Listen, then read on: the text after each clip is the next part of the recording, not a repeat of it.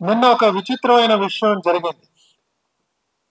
Philippines తీర ప్రాంతంలో 7.2 Richter scale మీద భూకంపం వచ్చింది అని ఒక వార్త వచ్చింది మనకి కిందన. అలాగే మయన్మార్లో 4.6 వచ్చింది రిక్టర్ స్కేల్ మీద ఎర్త్క్వేక్ అని. నేను ఒక్కసారి చూసి భయపడిపోయి నేను అన్ని ఛానల్స్ కూడా ఒక్కసారి చూసా, దీని గురించి ఏమన్నా వస్తున్నాయో అని. ఎవరు పట్టించుకోలే. ప్రపంచం మునిగిపోయినా కూడా మనకి మన నగరంలో బంజారా హిల్స్ లో ట్రాఫిక్ ఇబ్బంది పడిపోయింది. ఎవరో ముఖ్యమంత్రి గారు ఏదో ప్రసంగం చేశారు. ఇవే మనకి ముఖ్యం. ఇది నేను ఎందుకు ప్రస్తావన చేస్తున్నానంటే, నాగేశ్వరరావు గారు ఇందాక ప్రజెంటేషన్ చేసిన దాంట్లో సుమారుగా భూకంపం వచ్చే అంశాలు ఉన్నాయి, కానీ దాని మీద స్పందన అలాగే ఉంటుందని నేను భావిస్తున్నాను. పాత్రికేయ మిత్రులందరం కూడా మనం అనాదిగా వస్తున్న మన స్టైల్ ఏమిటంటే, అర్త్ షాటరింగ్ న్యూస్ మనం ఇవ్వకూడదు. అలాంటి న్యూస్ ఇవ్వాలంటే ఎవడైనా తుపాకీ తీసుకెళ్ళి ఎవడైనా మెయిన్ రోడ్డు మీద కాల్ చేస్తే అప్పుడు ఆ ఫోటోలు, ఆ రక్తపాతం అంతా వస్తుంది. దీర్ఘకాలంలో దేశం నాశనం అవుతుందండి. భారతీయ సంస్కృతి ఈ రకంగా నాశనం అవుతున్నది. పెరుగుతున్న విద్యార్థులకు అసలు అవగతం కావటం లేదు. పరిపాలన చేస్తున్న వాళ్ళకి అసలు లేదు అవగాహన. అందరూ లౌకికవాదం అనే ఒక ముచ్చటతో చాలా కొనియాడుకుంటున్నారు వాళ్ళు చేస్తున్న పాత్ర గురించి. చరిత్ర అన్నది కూడా తెలియదు. ఈ దేశ సంస్కృతి ఏమిటి అని ఎవరినైనా మనం నిలదీసి అడిగితే వాళ్ళకి ఇష్టం వచ్చిన నిర్వచనం ఇస్తున్నారు. ఈ పరిస్థితుల్లో దేశ అభివృద్ధి ఎలా సాధిస్తాం? ఇవాళ మనందరికీ కూడా రోల్ మోడల్స్ ఎవరు కనిపిస్తున్నారంటే కోటీశ్వరులే కనిపిస్తున్నారు. మరి వాళ్ళ జీవితంలో సంతృప్తిగా ఉన్నారా? వాళ్ళ మధ్యనేమి భావభేదాలు లేవా? వాళ్ళ ఇళ్లల్లో గొడవ జరగకుండా ఉంటుందా? మనందరికీ తెలుసు విషయాలు. ప్రత్యేకంగా ప్రెస్ వారికి ఇంకా బాగా తెలుసు. కాబట్టి ఈ సమాజంలో ఈ గడ్డ మీద ప్రధానంగా మనకున్న విశ్వాసాలని కొనసాగింపు జరగాలి అంటే దానికి మూల స్థానం దేవాలయాలే కాకుండా మన వారు భగవంతుడి మీద విశ్వాసంతో ఇచ్చిన భూములు కూడా ఇవాళ ప్రభుత్వాలు తమ ఆస్తుల కింద పరిగణించుకుంటున్నాయి. పెద్ద వివాదం కూడా జరిగింది ఈ మధ్యకాలంలో. ఒక ప్రభుత్వంలో అందరికీ భూతర్పణ చేయాలి, పట్టాలు ఇచ్చేయాలి అని లెక్కలు పెట్టుకున్నప్పుడు కొంతమంది అధికారులు మీరు దేవాదాయ భూములు ఎలా ఇస్తారండి, ఇవ్వకూడదు అనేప్పటికీ ప్రభుత్వ పెద్దలకి చాలా ఆగ్రహం వచ్చింది దానివల్ల. అంటే మనం ఏర్పాటు చేసుకున్న నిర్వచనాన్ని కూడా మనం మర్చిపోతున్నాం. రాజ్యాంగం గురించి మాట్లాడుతున్న పెద్దలు రాజ్యాంగేతర శక్తుల కింద మారిపోతున్నారు. ఇది చాలా ప్రమాదకరమైన విషయం. ఒక ప్రజాస్వామ్యబద్ధమైన ప్రభుత్వం ఏర్పాటు చేసుకున్న సమాజంలో వీటి గురించి చర్చ జరగాలి. ఇవాళ నాగేశ్వరరావు గారు కానీ, ముందు మాట్లాడబోయే అరవిందరావు గారు కానీ, నేను కానీ ప్రస్తావన చేసిన అంశాల మీద భేదాభిప్రాయాలు రావచ్చు. ఇంకేమైనా అభిప్రాయాలు అంటే నిర్భయంగా ప్రకటించమనండి. దేవాలయ వ్యవస్థ ఇవాళ నడుస్తున్న వ్యవస్థ అత్యద్భుతంగా ఉందండి అని చెప్పగలిగే సామర్థ్యం ఎవరికైనా ఉంటే ముందుకు వచ్చి మాట్లాడమనండి. అప్పుడు మనం దాని గురించి చూద్దాం. ఇవాళ దేవాలయాల్లో ఏ విధంగా ఉత్సవాలు జరుగుతున్నాయి, దేవాలయ భూములు ఎలా కాపాడుతున్నారు. మనకి తెలిసిన మన ప్రభుత్వ పరిజ్ఞానంతో నడుపుతున్న వ్యవస్థలో తమిళనాడు రాష్ట్రం తీసుకోండి, తెలంగాణ తీసుకోండి, ఆంధ్రప్రదేశ్ తీసుకోండి, కర్ణాటక తీసుకోండి. ఇందాక వారు చెప్పినట్టుగా కొన్ని లక్షల ఎకరాలు, నా దగ్గర స్టాటిస్టిక్స్ అన్ని ఉన్నాయి కానీ సమయాభావం వల్ల నేను ఎక్కువగా వివరాల్లో పోవట్లేదు.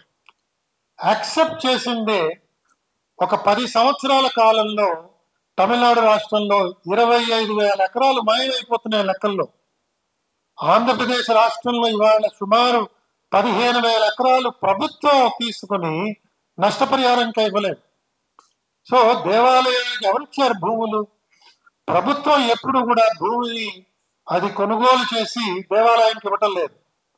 ఇది దాతలు ఇచ్చారు.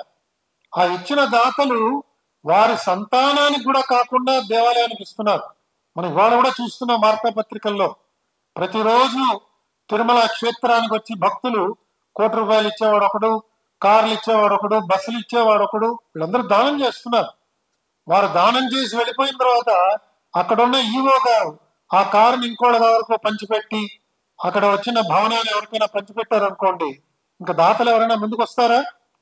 కాబట్టి ప్రభుత్వానికి ఈ భూముల పరిరక్షణ చేయవలసిన బాధ్యత మాత్రమే ఉన్నది, కానీ వాటి గురించి నిర్ణయం చేసే అధికారం లేదు. కానీ ఇవాళ న్యాయస్థానాలు కూడా ఏవైతే ఈ విషయాలు జాగ్రత్తగా పరిశీలన చేయాలో, అనుభవరాహిత్యం వల్ల కావచ్చు, వాళ్ళకి సమయం లేకపోవడం వల్ల కావచ్చు, ఏ కారణమైనా కూడా వారు ఇస్తున్న తీర్పులు కొన్నిసార్లు వివాదాస్పదం అవుతున్నాయి.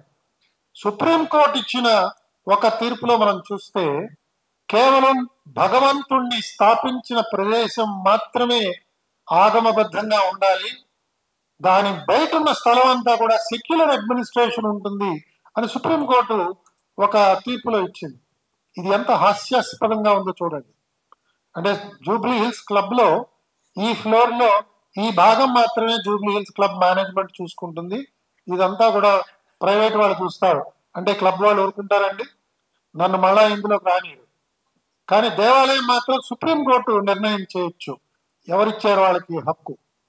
మనం కల్పిస్తున్నదే. కాబట్టి చదువుకున్న మనం అందరం కూడా జాగరూకతతో వ్యవహరించి, తెలిసో తెలియకో మాట్లాడుతున్న వాళ్ళని ఆపి విషయాల్ని వారికి అర్థమయ్యేటట్టుగా చెప్పే బాధ్యత అందరం కూడా తీసుకుంటే సమాజం అద్భుతంగా నడుస్తుంది. ఇందాక వారు చెప్పినట్టుగా అందరికీ సమానమైన అవకాశాలు సమాజంలో కావాలి. ఎవరైనా కావచ్చు, ఏ వర్గానికి చెందిన వాళ్ళైనా కావచ్చు, ఎవరి మీద విశ్వాసం లేని వాళ్ళు కావచ్చు. కానీ ఈ వర్గం వాళ్ళకి ఈ రాజ్యాంగం వర్తించదు అన్నట్టుగా ఈ విధమైన ప్రవర్తన సమాజంలో చాలా అలజడి సృష్టిస్తున్నది. సమాజంలో మేధావి వర్గంగా చెప్పుకుంటున్న వాళ్ళు ఇవాళ నిద్రావస్థలో ఉంటున్నారు. వాళ్ళు ఎవరు చదవట్లేదు. మీరు వాళ్ళ ఇళ్లకెళ్ళి చూస్తే రాజ్యాంగం అన్నదే కనిపించదు అసలు. వాళ్ళకి ఈ విషయాలన్నీ దేనికి పనికి రావట్లేదు. వాళ్ళకి ఎంతసేపు కూడా ఎన్ఎస్సి ఇండెక్స్ ఎలా ఉన్నది, షేర్ మార్కెట్ ఎలా ఉన్నది, కూకట్పల్లిలో ల్యాండ్ ఎంత ధర ఉన్నది, జూబ్లీ హిల్స్ లో ల్యాండ్ ఎంత రేట్ ఉన్నది, లేదా నిన్న సినిమాకి ఎంత బుకింగ్స్ వచ్చాయి, ఇలాంటి వాటి మీద ఉన్నంత శ్రద్ధ మళ్ళీ వాళ్ళకి దేవుడు కావాలి. వాళ్ళ సినిమా షూటింగ్ మాత్రం వారు తీసుకొచ్చి ముహూర్తం షాట్ చేసుకోవాలి. వాళ్ళు కూడా వెంకటేశ్వర స్వామి పేరుతోనే సినిమాలు తీస్తారు, వెంకటేశ్వర స్వామి పేరుతోనే వైన్ షాప్ నడుపుతారు.